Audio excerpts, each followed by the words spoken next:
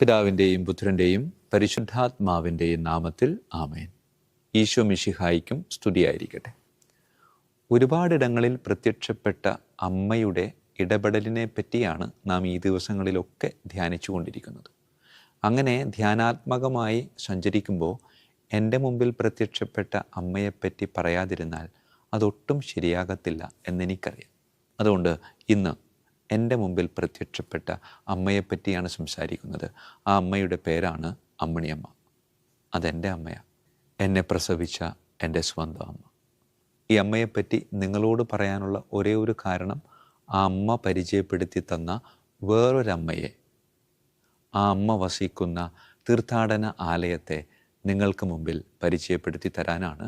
അത് വേറെ ആരുമല്ല, പള്ളിപ്പുറത്തിൻ്റെ കാവലായ പരിശുദ്ധ മഞ്ഞുമാതാവിൻ്റെ തീർത്ഥാടന കേന്ദ്രം. പള്ളിപ്പുറത്തിൻ്റെ കാവലായ പരിശുദ്ധ അമ്മയെപ്പറ്റി ധ്യാനിക്കുമ്പോൾ സ്വാഭാവികമായും AD 532 ഇറ്റലിയിലെ റോമിൽ നിർമ്മാണം ആരംഭിച്ച സന്ത മരിയ മജോരയെപ്പറ്റി ചിന്തിക്കാതിരിക്കാനാവില്ല. പ്രിയമുള്ളവരെ, ഈ ദൈവാലയ നിർമ്മാണത്തിനു വേണ്ടി, ഈ ദൈവാലയം നിർമ്മിക്കുവാനുള്ള ആരംഭം കുറിച്ചത് പരിശുദ്ധ അമ്മയാണെന്നാണ് പറയുന്നത്. അതെങ്ങനെയാണെന്ന് ചോദിച്ചാൽ, ധനാഢ്യനായ ഒരു പ്രഭുവിൻ്റെ ജീവിതത്തിലേക്ക് സ്വപ്നത്തിലൂടെ ഈ അമ്മ കടന്നു വരികയാണ്. ഒരുപാട് സമ്പത്തുണ്ടായിരുന്നു, പക്ഷെ മക്കളില്ലായിരുന്നു. അതുകൊണ്ട് തന്നെ ഈ സമ്പത്ത് എന്ത് ചെയ്യണമെന്ന ആദിയിൽ ജീവിതം ഇങ്ങനെ തള്ളി നീക്കുമ്പോൾ AD 532 ഓഗസ്റ്റ് മാസം 4-ാം തീയതി രാത്രി അവൻ്റെ സ്വപ്നത്തിൽ അമ്മ പ്രത്യക്ഷപ്പെട്ടിട്ട് പറഞ്ഞു, നിൻ്റെ സമ്പത്ത് കൊണ്ട് എനിക്ക് വേണ്ടി നീ ഒരു ആലയം പണിയണം. പ്രിയമുള്ളവരെ, അതേ ദിവസം അതേ സമയം ഇതേ കാര്യം പറഞ്ഞുകൊണ്ട് അമ്മ മറ്റൊരിടത്തും സ്വപ്നത്തിൽ പ്രത്യക്ഷപ്പെട്ടു. അത് വേറെ ആരുടെയും അടുത്തായിരുന്നില്ല, അക്കാലഘട്ടത്തിലെ പരിശുദ്ധ പിതാവായിരുന്ന ലിബേരിയൂസ് പാപ്പായുടെ അടുക്കൽ. പിറ്റേ ദിവസം നേരം വെളുത്ത് പാപ്പ എവിടെയാണ് ദൈവാലയം പണിയേണ്ടത് എന്ന് ചിന്തിച്ചപ്പോൾ മറ്റൊരത്ഭുതം അവൻ്റെ മുമ്പിൽ അമ്മ പ്രവർത്തിക്കുകയാണ്. മഞ്ഞുകാലമല്ലാതിരുന്ന കാലത്ത് മഞ്ഞു പൊഴിച്ചുകൊണ്ട് പള്ളി പണിയാനുള്ള ഇടം പരിശുദ്ധ അമ്മ ലോകത്തിന് വെളിപ്പെടുത്തുകയാണ്. സാധാരണ ഒരു വീട് പണിയാൻ വേണ്ടി കുറ്റിയും കയറും അടിക്കുന്നത് പോലെ പരിശുദ്ധ അമ്മ മഞ്ഞു പൊഴിച്ചുകൊണ്ട് ഇവിടെയാണ് എനിക്ക് ആലയം പണിയേണ്ടത് എന്ന് പരിശുദ്ധ പിതാവിന് വ്യക്തമായ ധാരണ നൽകുകയാണ്. പ്രിയമുള്ളവരെ, അതേ അമ്മ അതേ മഞ്ഞ് വീണ്ടും പൊഴിക്കുകയുണ്ടായി. അത് ഇറ്റലിയിലെ റോമിലല്ല, മറിച്ച് വൈപ്പിൻകരയിലെ പരിശുദ്ധ മഞ്ഞുമാതാവിൻ്റെ ആലയം എന്നറിയപ്പെടുന്ന പള്ളിപ്പുറത്തെ ദൈവാലയത്തിൻ്റെ മുകളിലാണ്.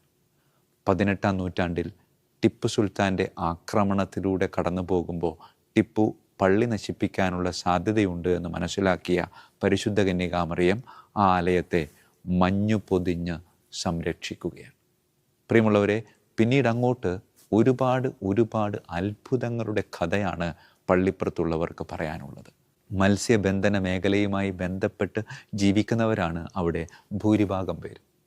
പ്രിയമുള്ളവരെ, മത്സ്യബന്ധനത്തിന് പോയി അപകടങ്ങളിൽപ്പെട്ട് ഇനി ഒരിക്കലും തിരിച്ചു വരില്ല എന്ന് ഉറപ്പുവരുത്തി ആത്മശാന്തിക്ക് വേണ്ടിയുള്ള കുർബാനകളൊക്കെ അർപ്പിച്ച് സങ്കടത്തോടെ നിൽക്കുമ്പോൾ ജീവനോടെ തിരിച്ചു വന്ന് ഇപ്പോഴും ജീവിക്കുന്ന ഒരുപാട് അത്ഭുത സാക്ഷ്യങ്ങൾ അവിടെ ഇങ്ങനെ നിറഞ്ഞു നിൽക്കുന്നത് കാണുമ്പോൾ അമ്മയുടെ ജീവിക്കുന്ന വലിയ അത്ഭുതങ്ങൾ നമുക്ക് ഇന്നും അനുഭവിക്കാൻ സാധിക്കുന്നുണ്ട് എന്നതിൻ്റെ നേർസാക്ഷ്യങ്ങളാണ്.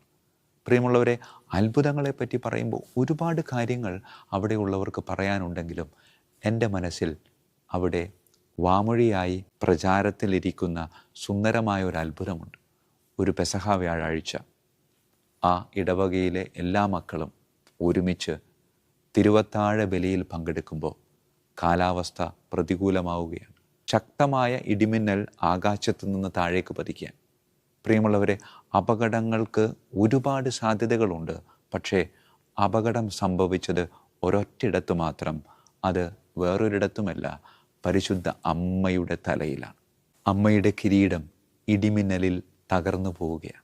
തകർക്കപ്പെട്ട കിരീടത്തിൻ്റെ അവശിഷ്ടങ്ങൾ പള്ളിയുടെ ചുറ്റുപാടും ഇങ്ങനെ ചിതറിക്കിടക്കുകയാണ്.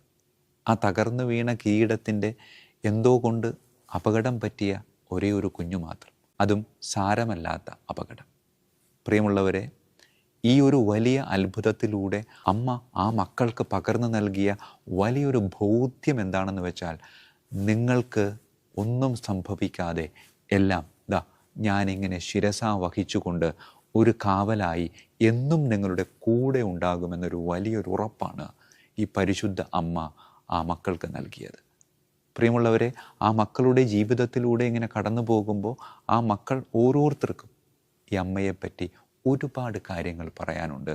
കാരണം അമ്മ അവരുടെ ഇടയിൽ ജീവിക്കുന്നുവെന്ന് വിശ്വസിക്കുകയും അത് അനുഭവിക്കുകയും അത് ആസ്വദിക്കുകയും ചെയ്യുന്നവരാണ് പരിശുദ്ധ അമ്മയുടെ മക്കളായ മഞ്ഞുമാതാവിൻ്റെ മക്കളായ പള്ളിപ്പുറം നിവാസികൾ.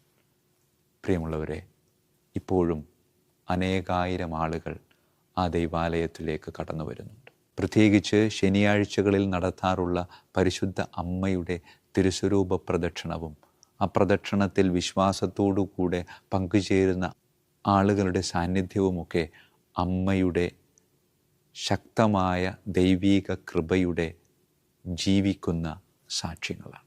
പിതാവിൻ്റെയും പുത്രൻ്റെയും പരിശുദ്ധാത്മാവിൻ്റെയും നാമത്തിൽ ആമേൻ. ഈശോ മിശിഹായ്ക്കും സ്തുതിയായിരിക്കട്ടെ.